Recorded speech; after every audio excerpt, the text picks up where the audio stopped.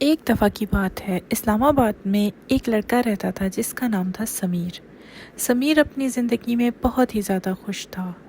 بے شک اس کے پاس پیسے نہیں تھے زیادہ، نہ رہنے کو اچھا گھر تھا، پر وہ اپنے اللہ کا بے پناہ شکر ادا کرتا تھا۔ یہ سال سمیر کا یونیورسٹی میں آخری سال تھا، تو وہ اس سال بے پناہ محنت کر کے اچھی سے اچھی جاب لینا چاہتا تھا۔ پڑھائی کے ساتھ ساتھ سمیر ایک کیفے میں جاب کرتا تھا تاکہ اپنی پڑھائی کا سارا خرچہ اٹھا سکے۔ پر سمیر چاہے جہاں بھی ہو اور کچھ بھی کر رہا ہو، جیسے ہی وہ اذان کی آواز سنتا تھا وہ سب چھوڑ کے نماز پڑھنے جاتا تھا۔ اس کے باس کو یہ عادت بالکل اچھی نہیں لگتی تھی کیونکہ وہ خود بھی نماز نہیں پڑھتا تھا۔ بس بہت ہو گیا، اس کو آج میں نکال کے ہی رہوں گا، اور ایسا کہہ کے جیسے ہی سمیر نماز پڑھ کے واپس آتا ہے وہ اس کو جاب سے نکال دیتے ہیں۔ سمیر اپنی سیلری لے کے وہاں سے آ جاتا ہے اور کہیں اور جاب ڈھونڈنے لگتا ہے۔ کہیں اور جاب نہ ملنے کی وجہ سے وہ گھر آ جاتا ہے اور کہتا ہے، میرے پاس تو کچھ ہی پیسے ہیں، اتنے سے پیسے لے کے میں کیا کروں گا؟ یا تو میں اس سے فیس بھر سکتا ہوں یا تو میں کچھ دن کا کھانا کر سکتا ہوں، کچھ بھی سمجھ نہیں آ رہا۔ اللہ میاں پلیز میری مدد کریں۔ ایسا کہہ کے وہ سونے کی تیاری کرنے لگتا ہے اور تھوڑی دیر کے لیے اس کی آنکھ لگ جاتی ہے۔ تھوڑی دیر سونے کے بعد اس کو ایک خواب آتا ہے کہ وہ خواب میں تہجد پڑھ رہا ہے اور اس کی آنکھ کھل جاتی ہے، اور وہ یہی سوچتا ہے کہ بے شک میری ساری پریشانیوں کا حل تہجد میں ہی ہے، شاید اسی لیے اللہ تعالیٰ نے مجھے اس طرح کا خواب دکھایا۔ وہ جلدی سے اٹھ کے وضو کرتا ہے اور اپنے آپ کو بہت خوش قسمت سمجھتا ہے کہ اللہ نے اس کی آنکھ کھولی۔ پھر وہ تہجد کی نماز پڑھتا ہے اور دعا مانگتا ہے، یا اللہ تو مجھے کوئی راستہ دکھا میرے مولا، مجھے کچھ سمجھ نہیں آ رہا کہ اتنے سے پیسے لے کے میں کہاں جاؤں۔ مسجد میں فجر کی نماز ادا کرنے کے بعد وہ سو جاتا ہے۔ مسجد میں ظہر کی نماز پڑھنے کے بعد ایک انکل کی وہ باتیں سنتا ہے۔ انکل آپ کچھ بات کر رہے تھے کہ آپ کی دکان کو کسی کی ضرورت ہے؟ ہاں بیٹا، ضرورت تو ہے۔ میں نے اپنی ساری زندگی باہر گزاری ہے اور اب میں دوبارہ سے واپس جا رہا ہوں۔ میری دکان پوری کی پوری سجی سجائی، پر اس کی نہ کوئی رکھوالی کرنے والا ہے، نہ اس کا مجھے کوئی فائدہ ہو رہا ہے۔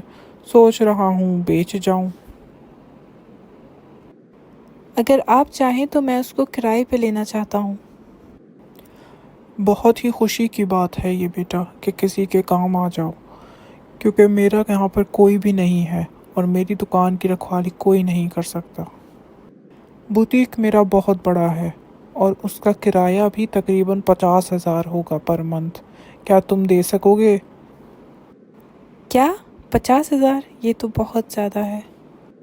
تم میرے دیکھے بھلے بچے ہو، بہت اچھے ہو اور من لگا کے پڑھتے ہو، تو میں تم پہ بھروسہ بھی کر سکتا ہوں، تو میں تمہارے لیے دکان مفت بھی چھوڑ جاؤں۔ لیکن چلو تم بتاؤ کہ تم کتنے دے سکتے ہو؟ میری سیلری مجھے دی تھی 30,000 روپے، جس میں سے میں 15,000 روپے کرایہ دے سکتا ہوں اور باقی میرے کھانے پینے کا خرچہ ہو جائے گا۔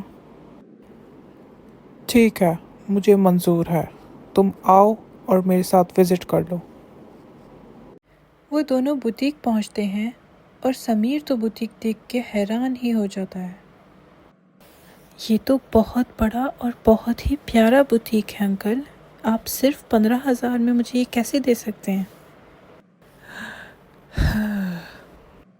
بیٹا یہ سارے کپڑے میں امریکہ سے لایا تھا، پر یہ مہنگے ہونے کی وجہ سے یہاں پہ کوئی خرید نہیں رہا، اور میں پرائز بھی نیچے نہیں کر سکتا کیونکہ ان کی کوالٹی بہت اچھی ہے اور مجھے نقصان ہو جائے گا، اس لیے میں نے یہ کافی ٹائم سے بند کیا ہوا تھا۔ ہاں اگر تم چاہو اور تم اچھے سے چلا کے اس کو بیچنا چاہو اور تم نے واقعی اگر یہ کر کے دکھا دیا تو 50% تمہارا ہوگا اور 50% میرا ہوگا اس کا پروفٹ۔ تو وہ سب آپ مجھ پہ چھوڑ دیں کیونکہ ساری زندگی میں نے مارکیٹنگ کی ہی پڑھائی کی ہے، اور رہی بات 50% کی، وہ میں نہیں لوں گا کیونکہ میرا کام 20% میں بھی ہو جائے گا اور 80% آپ کا ہوگا۔ دیکھ لو بیٹا، 50% لوگے تو کچھ نہ کچھ بچ جائے گا، پر 20% میں تو کچھ بھی تمہارے پاس نہیں بچے گا۔ آپ بس اب دیکھتے جائیں، آپ کو دوبارہ سے امپورٹ نہ کرنی پڑی نا چیزیں تو پھر میرا نام بدل دیجیے گا، اور 20% اتنا ہوگا کہ گاڑی بنگلے کھڑے ہو جائیں گے، آپ فکر نہ کریں۔ اللہ تمہیں بے پناہ کامیاب کرے میرے بچے، انشاءاللہ۔